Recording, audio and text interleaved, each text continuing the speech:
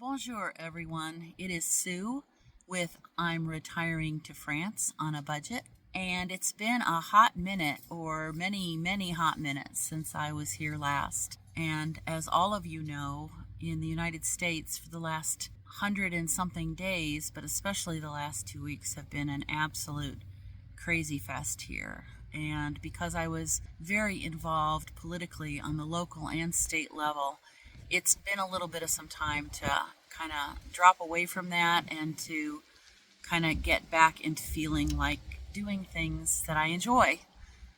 But here I am because I do enjoy doing this, and I enjoy planning my trip to France. And that's a little bit what we'll talk about today, is that I have been doing a little bit more researching on when is a good time to move.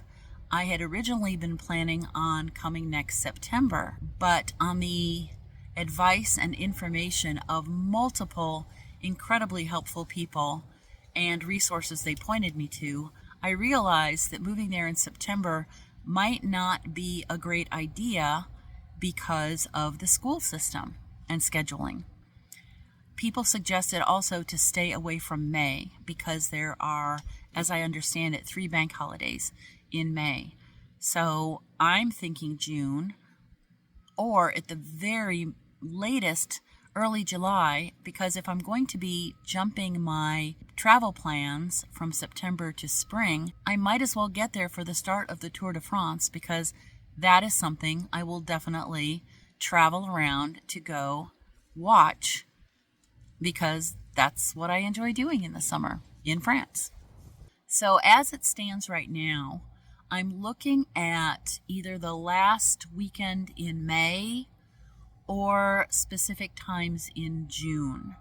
And what it's really going to boil down to is what flights that I want to take are going to have availability for putting my dogs on the plane with me. Sorry about that. I had to stop the video for a good 5 or 6 minutes because there was a golf cart driving by with a couple of teeny tiny dogs, which drives Obi nuts, and Obi is out here with me. So I had to manage that before coming back and getting back into this. So where I left it, I think, is traveling with the dogs and making sure that I get a flight where they can obviously fly on the same flight with me. Also, I've looked at the different lengths of flights from different cities here in Texas, the East Coast of the United States, and what it looks like I'm probably going to do is book a flight, a one-way flight from Montreal to Toulouse, which is, I believe, 7 hours, and that is the shortest non-stop flight from my part of the country. Well, Montreal isn't even my part of the country, but that is the shortest non-stop flight that I have found that also goes to Toulouse.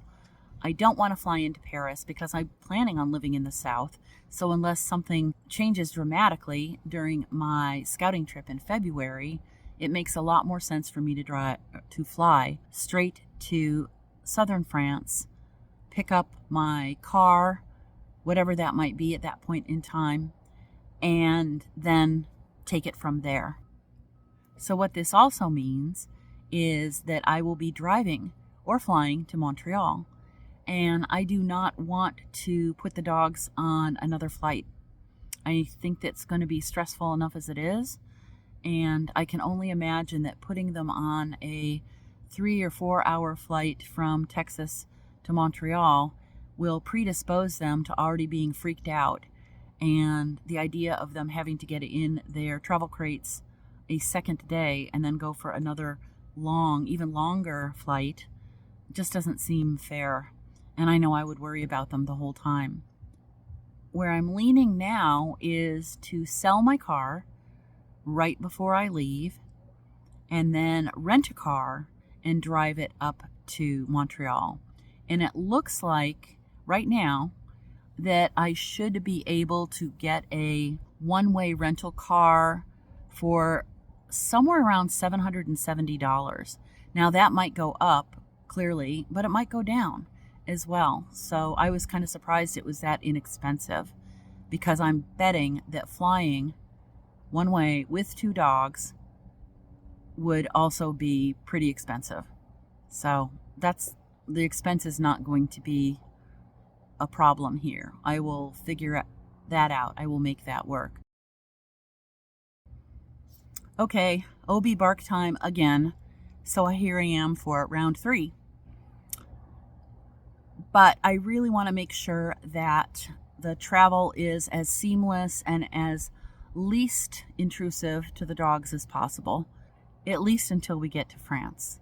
And then, of course, that'll be a whole new ball game. But that's where I'm at today, is figuring out in my head the different types of travel accommodations and tricks and tips that I want to explore to be able to have that all go fairly quickly. And of course, once I pick the date that I will be flying, then I can start backdating all the rest of the information and documentation that needs to be compiled for my visa application, which I've already started online and have stopped it at a certain point. And I've also started filling out a dossier for potential landlords, as I understand that that might be a great way to find a place outside of the Vrbo/Airbnb method of finding a place to live for my first 3 to 6 months. And I think that's going to be it today. Obi is still being kind of crazy, and he's driving me nuts, and I want to enjoy the rest of this gorgeous afternoon and just sit out here with some lemonade and my book and just chill. So I wish all of you a fantastic day or evening wherever you are, and I will see you again soon. Au revoir.